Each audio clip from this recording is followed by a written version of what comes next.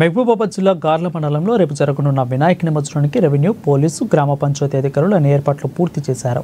నిమజ్జనం ప్రశాంతంగా జరిగేలా పటిష్టమైన భద్రతతో పాటు లైటింగ్ ఏర్పాట్లు చేశారు.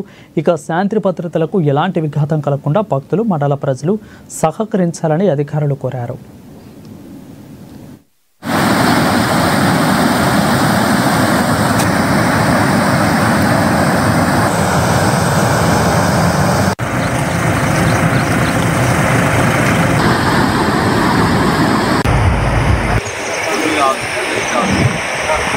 అందరికీ నమస్కారం.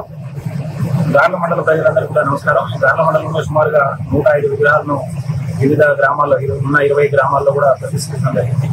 ఈరోజు రేపు అన్ని చోట్ల నిమజ్జనానికి కావాల్సిన ఏర్పాటు చేయడం జరిగింది. ముఖ్యంగా రాంపురం చెక్ డ్యాం పైన, గార్ల పక్కన ఉన్న రాంపురం చెక్ డ్యాం పైన కూడా మంచి ఏర్పాటు చేయడం జరిగింది. ప్రజలందరూ కూడా గమనించి ఇక్కడ పెద్ద ఎత్తున వచ్చి ఈ నిమజ్జన ఉత్సవాల్లో పాల్గొని సక్సెస్ చేయండి. మీ అందరి సేఫ్టీ కూడా మా యొక్క బాధ్యత కాబట్టి పోలీసు వారికి సహకరించి, పోలీసు వారు చెప్పిన విధంగా విని తగిన విధంగా సూచనలు పాటించి మీ